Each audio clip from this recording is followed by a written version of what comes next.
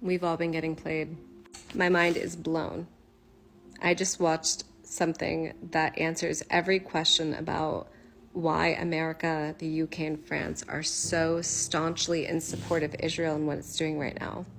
And of course, it has to do with money, obviously. But not what we would have thought of. I think we all would have assumed it was oil. Turns out it's not. Turns out this is what it's all about. This is the Suez Canal. This is owned by Egypt. The Suez Canal makes about $9 billion a year. And where does that $9 billion go to? It goes to Egypt. Egypt nationalized the canal, so it makes all the profit. So who's not collecting on this are the Americans, the British, and the French, and the Israelis. They want to change that. Enter the Gurion Canal project over here. This is what's happening right now in the Middle East. What we're seeing on TV is all a ploy. It's all about granting access for this canal. The American and Israeli government plan on nuking this land over here to build a canal. They're going to use this land because that land is built out of a rocky terrain, whereas the Suez Canal is built on more of a sandy terrain. By digging through a rockier ground, they would have more likelihood to have a wider canal, allowing two ships to pass each other at the same time, as opposed to one ship, which is presently happening in the Suez Canal. And where do you think that canal empties? Not just in the Mediterranean Sea. The Gurion Canal would empty right in northern Gaza. The Gurion Canal would empty into the Mediterranean at the northern point of Gaza. Northern Gaza. So all we're seeing here, ethnic cleansing, genocide, forcing all of the Palestinians into the south of Gaza. It's all to build this canal.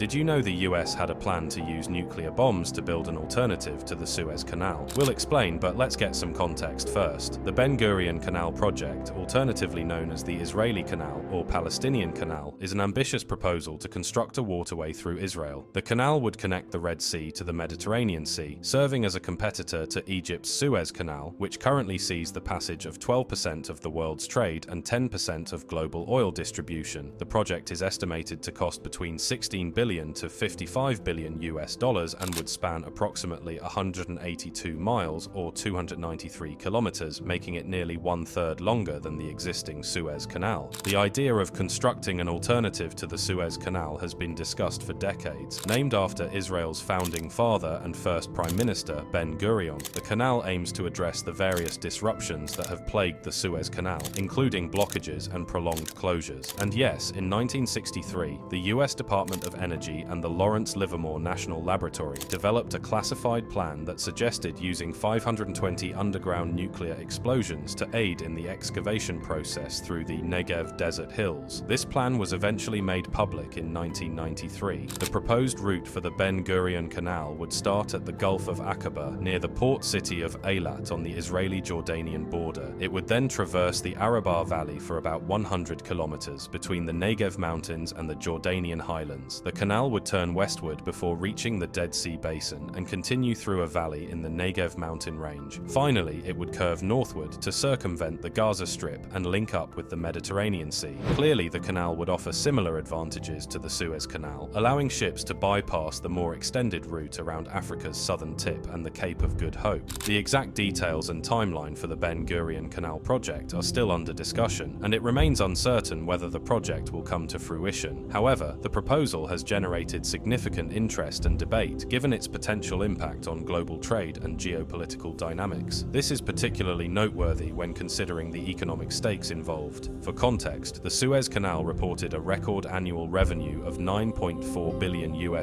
for the fiscal year ending on June 30th, 2023, highlighting the economic potential of such a waterway. Were the Israel Canal constructed, it would redirect a substantial proportion of this revenue with obvious consequences for Egypt. route. Moreover, the canal would give Israel further leverage both regionally and globally, allowing it to partially control a key maritime route that could influence trade dynamics, enhance its geopolitical standing, and potentially serve as a strategic asset in diplomatic negotiations, with global trade only set to increase as states across Africa, Asia, and Latin America continue to develop. The possibility of diversifying one of the world's major naval choke points remains an attractive proposition for ensuring the resilience and efficiency of international commerce. However, the possibility of the Ben Gurion Canal's construction remains as uncertain as the current global geopolitical landscape.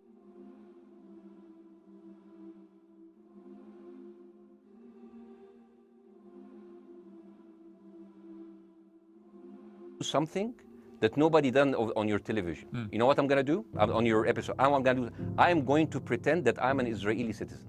I'm gonna put myself in the place of an Israeli settler in the kibbutz, and I want to speak to my Prime Minister Benjamin Netanyahu.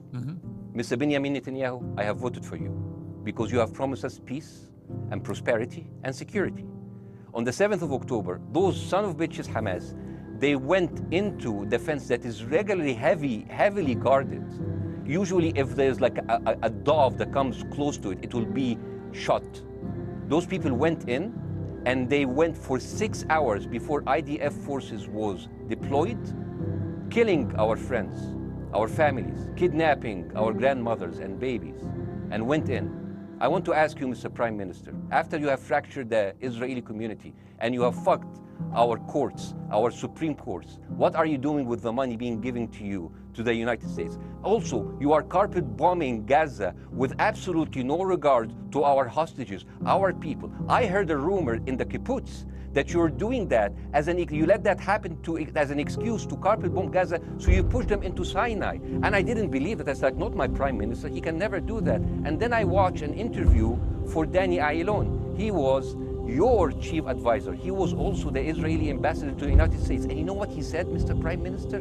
He said that the solution for those Palestinians is to go into a vast land of Sinai and live into tent cities temporarily, temporarily, wink wink, until we build Gaza again, and then we invite you back. يعني عبط احنا بقى، يعني فاهمني؟ أصل we've seen this movie.